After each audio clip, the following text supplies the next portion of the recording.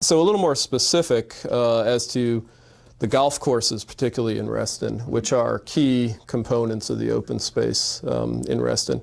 We've got the north course, north of the toll road, Hidden Creek Country Club, and the south course, Reston National, which is south of the toll road. Hidden Creek's had some recent history around it, which you were involved in. It was purchased by a developer, Wheelock. They had some plans to amend the comprehensive plan, which provides that that will continue to be open space. And their plans were to do some sort of development there, and they tried to get community support. I know a lot of residents contacted your office and contacted you, people who lived adjacent to and in communities adjacent to the golf course. And based on that feedback, you issued a statement that said that community sentiment was basically running about 5-1 against opening the comprehensive plan. And you issued a statement and said that that matter was closed.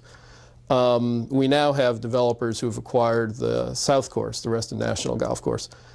Obviously, a similar situation. A lot of people live adjacent to that golf course. It's protected in the comprehensive plan as open space. Would your approach to the south course be the same as the approach you took to the Hidden Creek Golf Course? Yes, it would. You know, I've said all along, even before I became supervisor, that the critical piece of any change to the comprehensive plan, particularly one where you would have open space going to developed property, would be support of the residents that are most affected.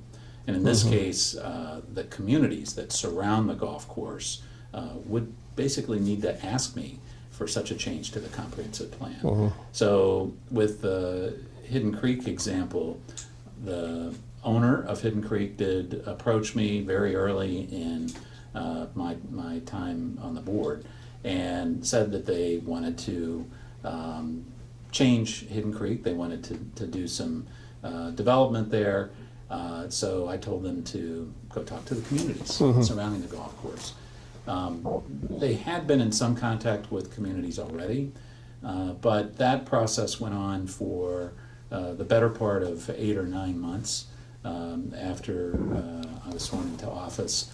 At that point, I had gotten so much feedback from adjoining residents, people, communities that adjoin the golf course, that it really wasn't even close. You know, the sentiment was, I believe at the time, about 5-1 against changing the comprehensive plan from its current designation as golf course for that property. So there was a good amount of anxiety in the community at the time, and I saw which way the feedback was going, so I just shut it down. You know, my interest is not in creating uncertainty in the community, any anxiety, but frankly, for issues like this, I want to make sure that the community is not only engaged, but frankly, the community is driving any changes that ultimately happen. So we're now looking at a similar situation around Reston National. Right. So I'll be waiting to hear from communities and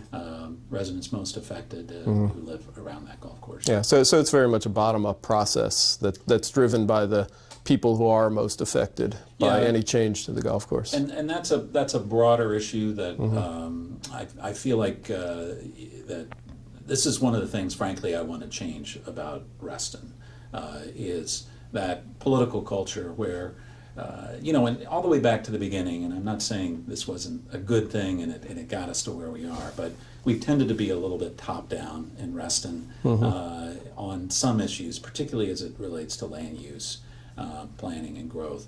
So now that we have the comprehensive plan as the guide, you know, we had the Reston master plan, and that guided the first 50 years or so of Reston's development.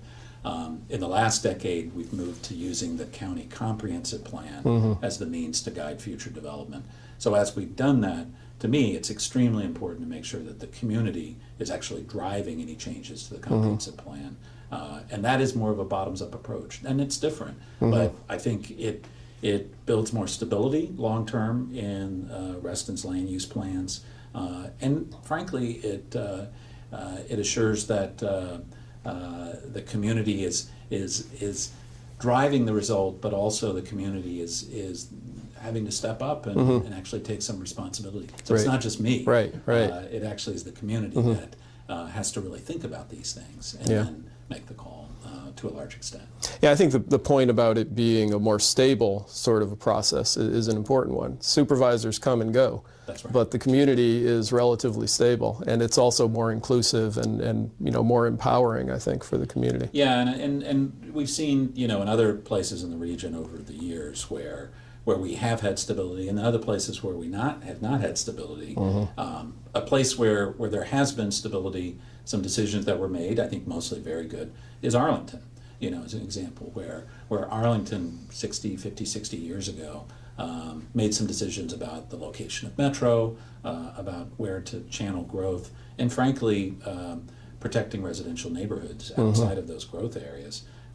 They're updating that, of course, over the years, but by and large, that's created an environment where there's stability, predictability for the residents, for developers, for landowners, and frankly, for those of us that are on public bodies that actually have to make decisions about infrastructure investment, right. tax rates, and things like that. Right.